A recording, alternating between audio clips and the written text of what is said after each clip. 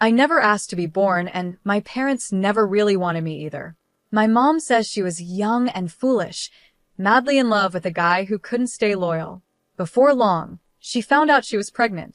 That baby was me, Rachel, the mistake. Mom wanted to get rid of me, but both sets of grandparents found out and stopped her. Back then, people didn't raise kids alone, so my parents got married, and I came along 11 months later, kicking and screaming. Dad never let me forget how I ruined his life. There goes my youth, he'd say every time he looked at me. To him, I wasn't a daughter. I was a burden, something holding him back from the life he thought he deserved. For 12 years, it was just the four of us in that tiny house. I tiptoed around trying not to make Dad mad, while Mom cooked and cleaned like her life depended on it. Dad would come home from work with a frown that only got worse when he saw me. Then my little sister Olivia was born the miracle child, the one they actually wanted. After that, I was pushed even more into the background. Rachel, watch your sister. Rachel, be quiet, Olivia's sleeping. Rachel, why can't you be more like Olivia? It was always about Olivia. She got new clothes, while I wore hand-me-downs. She got praised, and I got scolded. She got love, and I learned to live with disappointment. By the time I was 10, I was doing most of the housework, cleaning toilets, mopping floors, dusting shelves. You name it, I did it. Not that anyone thanked me. It was just expected. But there was one thing I didn't mind doing. Cooking. Something about mixing ingredients and creating flavors felt like magic. I remember the first time I made my special lasagna for a family gathering. Aunt Kelly took a bite, and her eyes lit up. Cheryl, this is incredible. When did you become such a great cook? Mom just smiled and took the compliment, soaking up the praise. I stood in the corner, invisible as always. Actually, I made it, I said, trying to speak up. They laughed like I had told a joke. Rachel likes to help in the kitchen sometimes, Mom quickly added, still soaking in the compliments. Isn't that right, dear? I closed my mouth, knowing it didn't matter. No one ever believed me anyway. As I grew up, the kitchen became my escape. While Olivia got all the attention and gifts, I found comfort in cooking. By the time I reached high school, I could make a great pot roast, one even Dad couldn't complain about. Not bad, he'd grunt, stuffing his face. Coming from him, that was high praise. But cooking wasn't just about feeding my family. I had bigger dreams. Every night, I'd imagine my own restaurant, full of happy customers enjoying my dishes. One night at dinner, I couldn't hold it in any longer. I want to open a restaurant someday, I blurted out. The silence that followed was overwhelming. Then Olivia snickered. You? A restaurant? Mom looked worried, like I had just said I wanted to be an astronaut. Dad didn't even bother looking up from his plate. Restaurants fail all the time. You'd be broke in a month, he said. But I'm good at cooking. Everyone likes my food, I protested. Everyone likes free food, Dad scoffed. That doesn't mean they'd pay for it. Olivia chimed in with her sickly sweet voice. Maybe you could work at McDonald's, Rachel. I hear they're always hiring. When it was time for college, I had my heart set on the best culinary school I could find. To my surprise, Dad agreed to pay for it. This is your inheritance, he said gruffly. Don't expect anything else. The house, the savings, that's all going to Olivia. I should have felt hurt, but I was too excited about culinary school to care. This was my chance to prove myself, to learn from real chefs and get better at what I loved. College was a whirlwind of chopping, sautéing, and baking. For the first time in my life, I felt like I belonged. My classmates appreciated my cooking, and my instructors praised my creativity. But reality hit hard after graduation. With no money for my own place, I had to move back home. The difference between my exciting college life and my family's coldness was huge. So, you're a chef now? Olivia smirked over dinner. Does that mean you'll be doing all the cooking from now on? Before I could answer, Mom jumped in. That's a great idea. Rachel can cook, and you can focus on your studies, dear. Just like that, I was back to being the family maid, but this time with a culinary degree collecting dust on my shelf. I managed to get a job as an assistant chef at a local restaurant. The pay wasn't great, but it was a start. Every night, I came home completely exhausted, only to face piles of dishes and laundry. "This is your rent," Mom would say, handing me a list of chores. "You're not a kid anymore. You need to help out." But I didn't let it get to me. Every free moment I was planning, dreaming, and hoping. I knew that one day I'd have my own restaurant, and when that day came, I'd show them all what I could really do. 3 long years passed, each day feeling the same. I cooked, I cleaned, I worked hard at the restaurant, and I watched as Olivia got everything I had always wanted. The day Olivia started high school, Dad came home with a huge grin on his face. "Olivia, honey, come see what I got you," he called out. We all went outside, and sitting in the driveway, like a shiny slap in the face, was a brand new car. "A car? But I don't even know how to drive yet," Olivia said, eyes wide with surprise. Dad laughed and tossed her the keys. "You will soon enough. My girl deserves the best from the start." I bit my tongue so hard I could taste blood. When I turned 17, I got a second-hand bike, and that was only because I needed it to get to my part-time job. And it didn't stop there. Every week, there was something new for Olivia. The latest iPhone, a MacBook Pro, designer clothes. They even renovated her bedroom, turning it into something that looked like a luxury hotel room. Meanwhile, I was still in my old room, with the same faded wallpaper and the same squeaky bed I'd had since I was 12. At least the spiders kept me company, right? I started thinking about moving out. Maybe I could find a roommate and share the rent on a tiny apartment. Anything would be better than this constant reminder of how little I mattered. But then Christmas came around.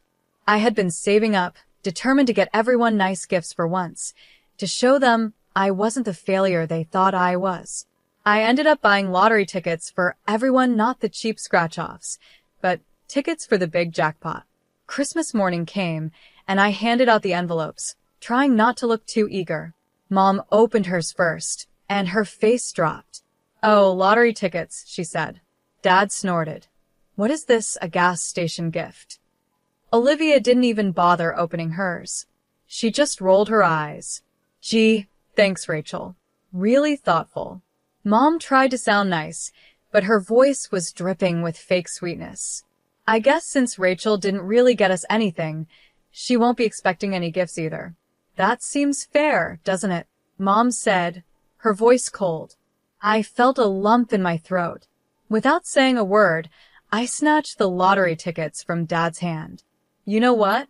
I'll take them. Merry bloody Christmas." I stormed out, ignoring their shocked faces. Who cared about their family dinner anyway? I texted my coworker Lauren. "Hey, you still at the restaurant? Mind some company." An hour later, I was sitting at the bar of the closed restaurant, sipping cheap champagne with Lauren. As the night went on, we swapped stories about horrible families and crushed dreams. It wasn't exactly a warm, cozy Christmas, but at least I didn't feel so alone. A few days later, I was at work, same as usual. During my break, I checked my phone and saw a missed call from an unknown number. Probably just another scam, I muttered, tossing the phone aside. But then it rang again, same number. Curiosity got the better of me, and I answered. "Hello, is this Rachel Jackson?" A cheery voice asked. "Yeah, who's this?" "This is Kelly from the State Lottery Commission. I'm calling to inform you that you're holding a winning ticket." I almost dropped the phone. "What? Are you serious?" "Absolutely. One of your tickets matched all the numbers in the Christmas drawing. After taxes, your winnings come to $900,000. The world spun around me. In a daze, I headed home, my mind racing. This was my chance to finally open my own restaurant, to prove to everyone what I could do. I burst through the front door, unable to contain my excitement. "You won't believe what happened," I blurted out. They were all sitting at the kitchen table, staring at me like I had grown a second head. I won the lottery. One of the tickets, the one I was going to give Mom, it won $900,000 after taxes. For a moment, there was stunned silence. Then Olivia's shrill voice broke the quiet. "That money belongs to us," she screeched. "You bought those tickets as gifts for Mom and Dad. Anything that belongs to them belongs to me." It felt like a slap in the face. "No, they gave the tickets back to me. They're mine," I said, trying to keep my voice steady. Mom and Dad exchanged a glance. Then Dad spoke slowly. Rachel, be reasonable. You live under our roof. You owe us. Now hand over that ticket. We'll take care of everything. I stepped back, my hand instinctively going to my pocket where the lottery ticket was. No, I said, surprising myself with how steady my voice was. This is my ticket, my win. I'm going to use it to open my own restaurant. Dad's face turned bright red. Now you listen here, young lady. No, you listen, I shouted, all the frustration from years of being treated like I didn't matter spilling out. I've spent my whole life being treated like I'm less than everyone else in this family. Well, not anymore. This is my chance, and I'm taking it. If that's how you feel, Mom said coldly, then you can get out of this house. Now. I looked at them, these people who were supposed to love me no matter what, and, in that moment, I saw them clearly for the first time. Fine, I whispered. I'm gone. I stormed upstairs, packed a few clothes and essentials into a bag, and walked out. They watched me leave, probably thinking I'd be back in a couple of days, begging to return. But they couldn't have been more wrong. My first stop was the lottery office to claim my winnings. Then I headed straight to a real estate agent. I need an apartment, I told the surprised agent. Something available immediately. By that evening, I was sitting in my very own place. It wasn't much, just a small one-bedroom in a decent neighborhood, but it was mine, all mine. As I sat on the floor, I hadn't had time to buy furniture yet, eating takeout and scrolling through restaurant equipment catalogs on my phone, I felt something I hadn't felt in years. Hope. First things first, I needed a solid business plan. I spent weeks glued to my laptop, researching, crunching numbers, and planning every single detail. After what seemed like endless revisions, I finally had a plan I was proud of. Next step. Finding the perfect location. I searched the city for the right spot, and eventually, I found it a small, rundown place that had been vacant for years. The landlord almost laughed when I told him I wanted to turn it into a restaurant. Good luck with that, sweetheart, he said with a chuckle, handing me the keys. The next 4 months were a blur of hard work. I hired contractors, chose every fixture, and personally scrubbed every inch of the place. It was tough, back-breaking work, but each blister and bruise felt like a badge of honor. Finally, opening day arrived. I stood in the kitchen, my kitchen, surrounded by the staff I had personally hired and trained. When the first order came in, a rush of excitement surged through me. Let's do this, I said, tying on my apron. The first few months were a blur. I worked 20-hour days, cooking, managing, and doing whatever needed to be done. Slowly but surely, word started to spread. People loved my food not just for the taste but for the care and creativity I put into every dish. I introduced a loyalty program for regular customers, offering them special discounts and first dibs on new menu items. It was a hit, and soon I had a core group of regulars who came in so often they felt like family. But I didn't stop there. I started a delivery service, partnering with local couriers to bring my food straight to people's homes. It was a risk at first. Keeping the quality high was tricky, but it paid off. Social media also became my best tool. I posted daily specials, behind-the-scenes videos from the kitchen, and talked with customers online. My follower count grew, and so did my customer base.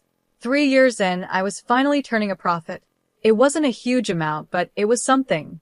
I even started looking for a second location. Opening the second restaurant was easier. In some ways, I knew what I was doing this time, but harder in others. I couldn't be in 3 places at once, so I had to learn how to trust my staff and delegate responsibilities. We made it work, though, and 4 years after that, I opened my third location. Before I knew it, I was the proud owner of a successful restaurant chain. Me, Rachel Jackson, the girl who was never supposed to amount to anything. I won't lie, it wasn't easy. There were nights I cried myself to sleep, wondering if I'd taken on too much. Days when I wanted to quit and give up. But every time I walked into one of my restaurants, saw happy customers, and smelled the amazing food, I knew it was all worth it. One Saturday, I was in my office, going over the finances for my newest restaurant, when my phone rang. I glanced at the screen and froze. It was a number I hadn't seen in years. Home. For a moment, I thought about letting it go to voicemail, but curiosity got the best of me. I answered cautiously. Hello? Rachel, it's Mom. Her voice was hesitant. Look, I know we haven't been on the best terms, but we need your help. It's about Olivia. Of course, it was about Olivia. It always was. What about her? I asked, trying to keep my voice steady. Dad's voice came on the line. She's in trouble, Rachel. She lost her job. They're accusing her of theft, and now no one will hire her.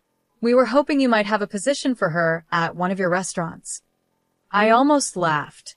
After everything they put me through, now they had the nerve to ask for a favor.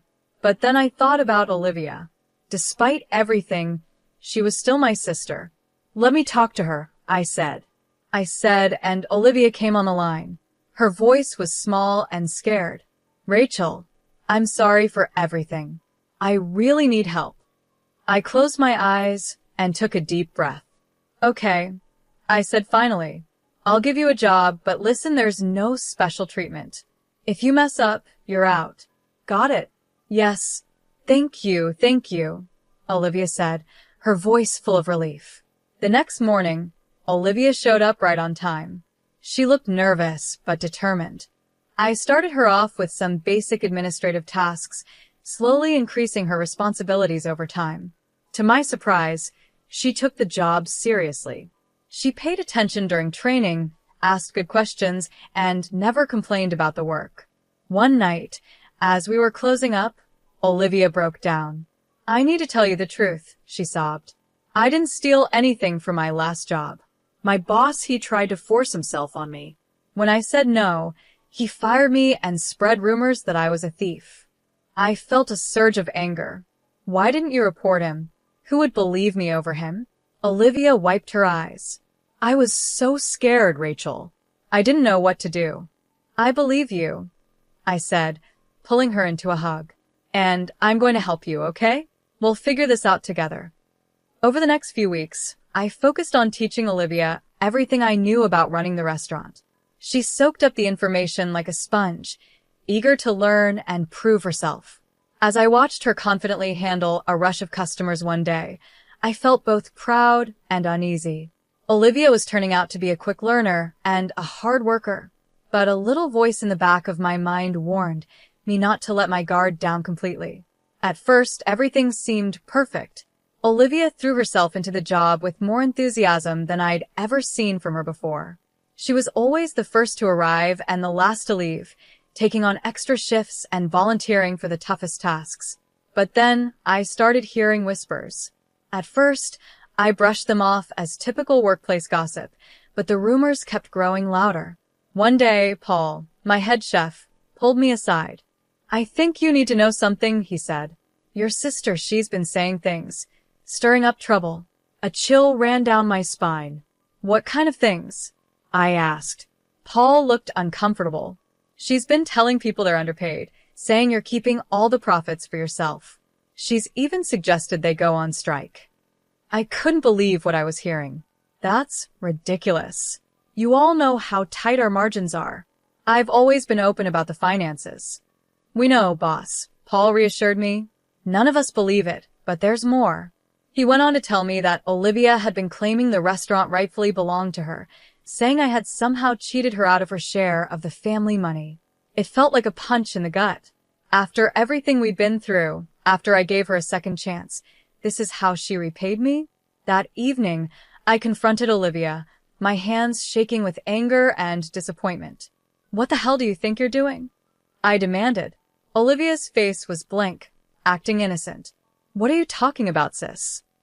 I told her everything I'd heard. To my shock, she just shrugged. Oh, that, she said casually. I was just testing the staff's loyalty, you know? Making sure they wouldn't turn on you. Looks like they passed with flying colors. I wanted to believe her really. I did, but something in her eyes, a cold and calculating glint, made me hesitate. Before I could say more, there was a frantic knock on my office door. Melissa, my assistant manager, came in looking pale and worried. Rachel, we've got a problem, she said. There's a big shortage in the cash register. Over $10,000 is missing. We spent hours going over the books, checking and rechecking everything. There was no mistake, a significant amount of money was gone. Only 4 people had access to the register: Melissa, Paul, and Olivia. I had known Melissa and Paul for years. They'd been with me from the start, through all the highs and lows. I trusted them completely. As if reading my thoughts, Olivia came up to me and whispered, "You know, I've noticed Melissa staying late a lot recently. And she did just buy that fancy new car." Watching Olivia walk away, I knew I had a big decision to make. I couldn't ignore this. There was too much at risk: my business, my reputation, and the livelihoods of my loyal employees. Late one night, after everyone had left, I installed hidden cameras around the cash registers. It felt wrong, like I was betraying my staff's trust, but I didn't have a choice. For days, I watched hours of boring footage, my eyes burning from staring at the screen. And then on the 5th night, I saw it. Olivia, moving quickly and secretly, opened the register. Her hands darted in and out, stuffing cash into her pockets. My heart sank. I couldn't bring myself to confront her, so I called the police. The next day, as Olivia was finishing her shift, 3 officers walked in. The look on her face, shock, then anger, said it all. She started thrashing around, knocking over tables and sending dishes crashing to the floor. "I deserve this money. I should be rich, not you. You stole my life," she screamed as the police took her away. I felt nothing, no sadness, no regret, just an emptiness where my love for her used to be. The next day, my parents stormed into the restaurant. Mom was crying, and Dad's face was red with rage. "How dare you?" Dad roared. "Your own sister. Drop the charges now." I stood my ground. "No. She stole from me. She needs to face the consequences." I pulled out my phone and showed them the footage of Olivia stealing. "Look," I said. "This is what your precious Olivia did. She's a thief." They watched the video, their faces going pale. But instead of understanding, their expressions hardened. "You set her up," Mom accused. "You've always been jealous of her." I couldn't believe what I was hearing. Jealous? Are you kidding me? You gave me nothing and expected me to be grateful. Well, I'm done. Olivia made her choices, and now she has to live with them. They ranted and raved, switching between threats and pleas, but I didn't back down. "Get out," I finally said. "Get out of my restaurant and get out of my life. If you don't leave now, I'm calling the police." They left, but not before Dad spat. "You'll regret this, Rachel. Mark my words." The trial was a nightmare. Olivia's tearful performance on the stand almost made me doubt myself. But then came a surprise witness, her former boss. He testified about how Olivia had pursued him aggressively, threatening to accuse him of sexual harassment when he rejected her. He also explained how she had stolen money from the company in retaliation. In the end, the jury found her guilty. As they led her away, she gave me one last look. There was no remorse in her eyes, only cold hatred. I haven't spoken to my family since that day. Sometimes, late at night, I wonder if I made the right choice. But then I look at what I've built, at the life I've made for myself, and I know I did. Standing in the kitchen of my newest restaurant, watching my staff prepare for the dinner rush, a sense of peace washes over me. This is my family now. This is my home. And nobody, not Olivia, not my parents, not anyone, can take that away from me.